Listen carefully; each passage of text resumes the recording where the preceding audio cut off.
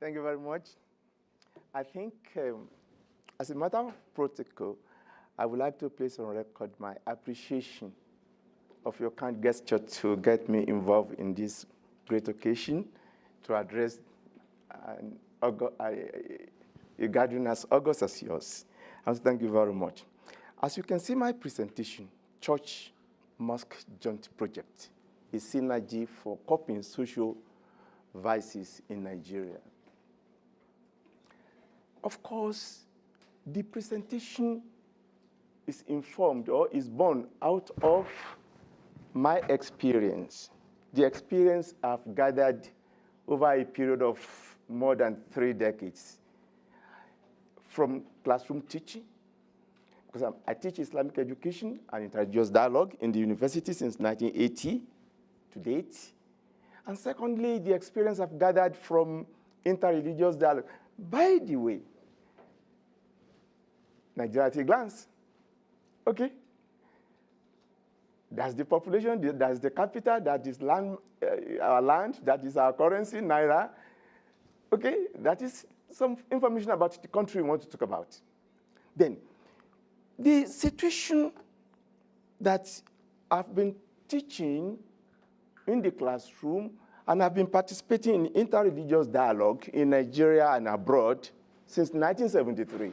I was a very young secondary school teacher at Ansaruddin Grammar School, Surulere. And each time Ansaruddin Society was invited to interreligious dialogue, they would ask me to go and represent the society. And that started in 1973, which means since 1973 to date, I have been involved in interreligious dialogue. But I have gathered one experience from the classroom teaching and from participating in interreligious dialogue meetings. What is the experience? I have discovered that Muslims and Christians, whenever they met at interreligious dialogue, that was a tradition. What's the tradition? The tradition is that Muslims will come with a list of things that Christians do that are not acceptable to them. The Christian will come with a catalog of complaints against Muslims. That became what? Accusation and counter-accusation. At the end of the session, 2, 3, 4 days, there will be a resolution. We are worshiping the same God. We should not be fighting. We must be brothers keepers and so on. That resolution never was there a mechanism to implement it. It would remain a shelf material. In that case, interreligious dialogue has not worked. And if they continue this way, it will never work. But what I have now discovered from my classroom teaching is that in my class, Muslims and Christians, my subject is compulsory for them. And many of them are imams, either serving imams or imam in making. So, and the pastors. One question I ask them every year is this: what impact has this course made on you? How the Christian will say, I've never touched Quran in my life.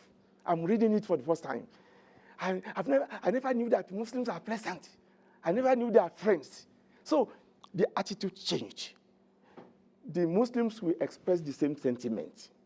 As a result, I have discovered in my class over the period of 35 years that if you remove the misinformation between Muslims and Christians, they can work together. Instead of this, what we have now in terms of relationship that's characterized by suspicion, hatred, and so on.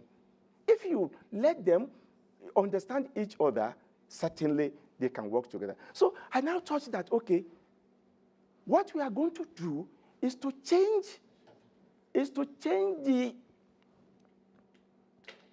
the method of interreligious dialogue.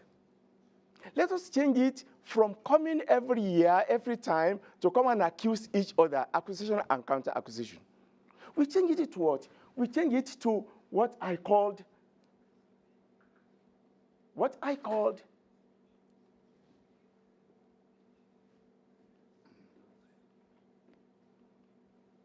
Church Mosque Joint Project, a synergy for coping social vices in Nigeria. In other words, the church and the mosque can jointly have a project.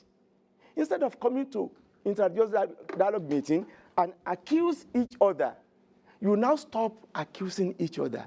You decide on a project that both of you will build together. What project are you talking about? That is the issue. The project we are talking about is that Nigeria attained independence in 1960.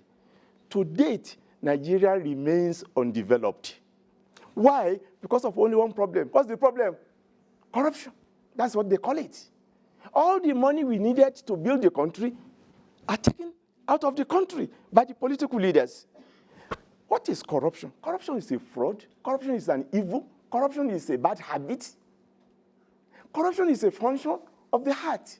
Now, the Muslims and Christians can now meet and say, okay, if what has been delaying the Nigerian, building Nigeria, if what has been delaying it is corruption, so the church and the mosque together have a solution to the problem of corruption.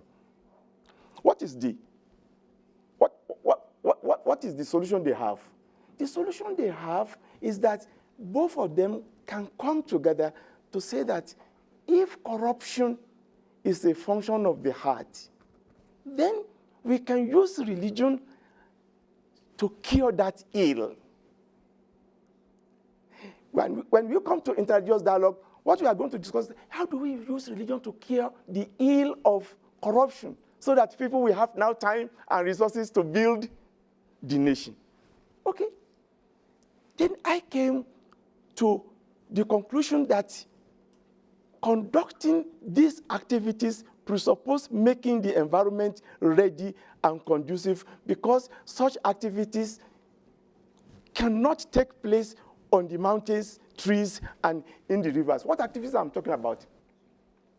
God says in the Quran that I created you. And when I created you, I settle you on the earth. And I asked the question, what is settlement? Settlement is eating, drinking, marrying, raising family, dressing, traveling around. All these activities, you cannot conduct them on the trees, on the mountains, on the rivers. You conduct them where? In a place that is developed. Therefore, developing your place is a religious activity. It's a worship of God to develop the place. Because God has taken for granted that since I've told you that I created you and I settle you meaning that you will use your brain to know that settlement is not possible except in a developed place. So you develop your place. When you are developing your place, what are you doing? You are worshiping God. Muslims and Christians, therefore, should see development of their place as a worship. But the only thing that has been delaying the development is what? It's corruption. Then how do we solve the problem of corruption? To solve the problem of corruption, I now came up with what I call Don't project, common project. What is a common project? A common project is when Muslims and Christians will say, okay, what we can do to help Nigeria to solve the problem of corruption is to cleanse the heart. Because corruption is a function of the heart. Why? Our Prophet of Islam told us, Muhammad, he said, there is in the body a piece of meat. If that piece of meat is rotten, the whole body will be rotten. If that piece of meat is clean, the whole body will be clean. In that case, corruption is a dirty habit coming from dirty thought. The dirty thought will be produced by what? Dirty heart. And I refer you to the Bible. The Bible says in the book of Amos, remember to keep your heart diligent, because all matters of life issue out from where? From your heart. And the Quran says the same thing, that keep your heart clean. Therefore, if Christians and Muslims in Nigeria can help Nigerians keep their heart clean, corruption will collapse. Because it's only a dirty heart we think of corruption. Then get the heart clean. So the question now is, take now cleansing the heart, a joint project. How are they going to do it? I say, for example, the rationale behind the project derives from the fact that social strife of any description is a function of the heart, which is the source of consumption of ideas. For example, any action of man, positive such as eating, drinking, traveling, trading, awarding scholarship, or negative such as kidnapping, stealing, suicide, etc., is preceded by thinking. You first of all think about it, then you do it. Then, if your heart is clean, what you are going to think about is going to be a clean thought. A clean thought will become a clean action, and that is the development of the nation. Therefore, ladies and gentlemen, how are they going to do it? I'm suggesting that the way to do it is to use what I call shared values. Shared values is when, well, I've passed the problem statement. The problem statement is just that Nigeria cannot develop because of corruption. That is the problem, the statement of the problem. Then how do you help them solve the problem of corruption? Is by cleansing the heart. Then we now come to the theoretical framework. Theoretical framework is still very simple.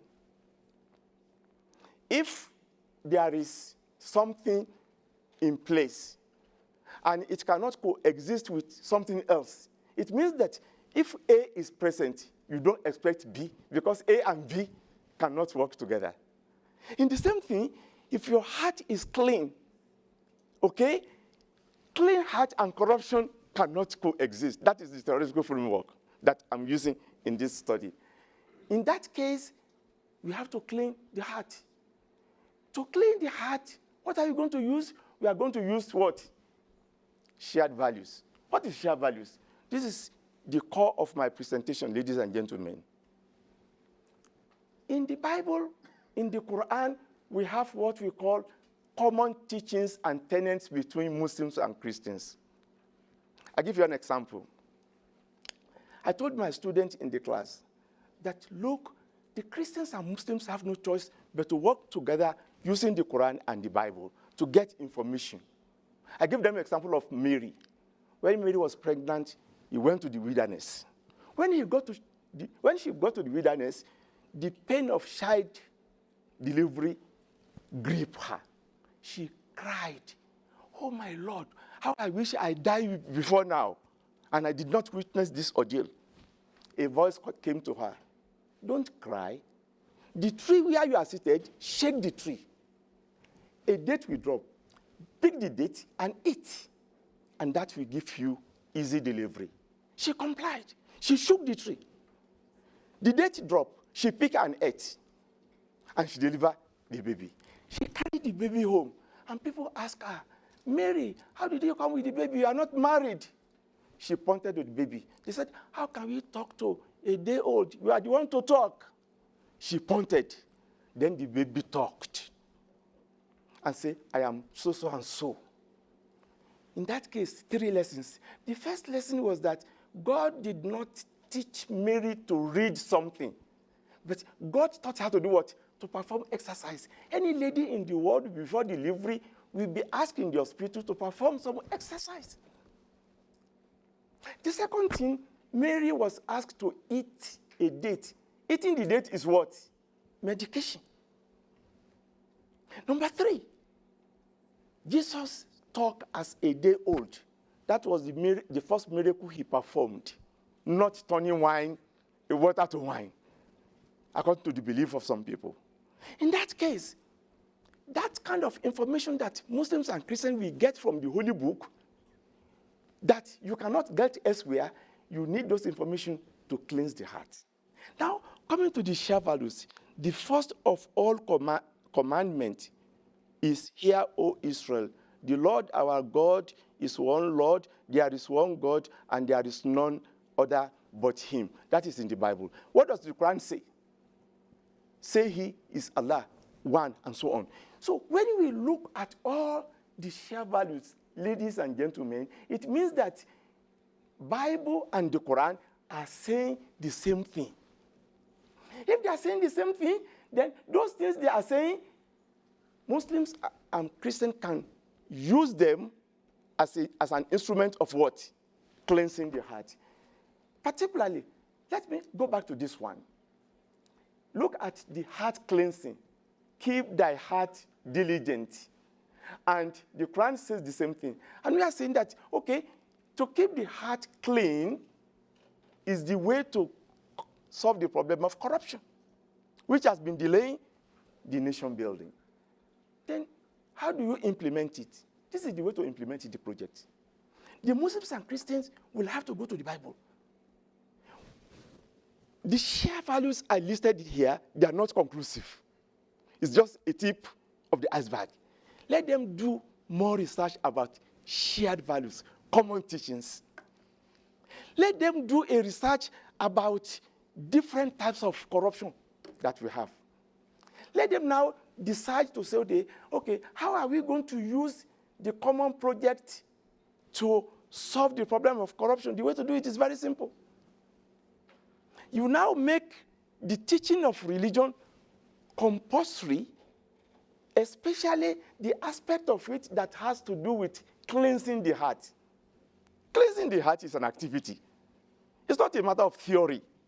There are certain things you have to do on a daily basis as a Christian and Muslim. And when you do them, the heart will become clean. And when the heart is clean, then you have become somebody who is ready for positive actions, not negative.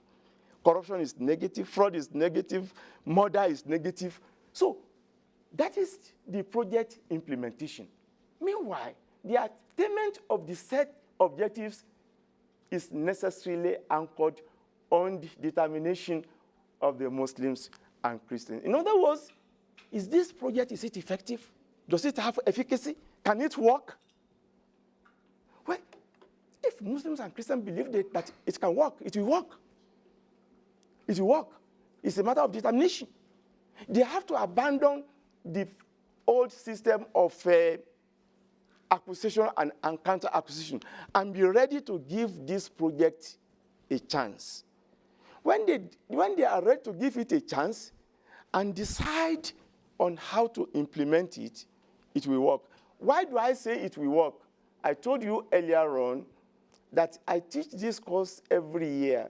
And at the end of every year, a common question I ask my students every year is that, what impact has this course made on you? And I believe if this course can make that positive impact on my students, it can make it on anybody.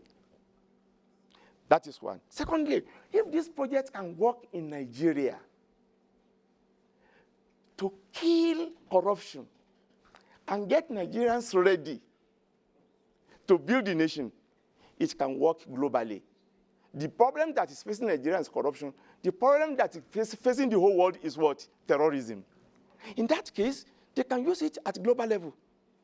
I have participated in inter-religious dialogue in Britain, in US, in Saudi Arabia. So all over the world, people are meeting to do inter-religious dialogue. Let them now change the method of doing inter-religious dialogue to the question of this joint project to have what? A synergy. When they have such a synergy and they stop acquisition and counter-acquisition, they can solve a very big problem. Thank you very much.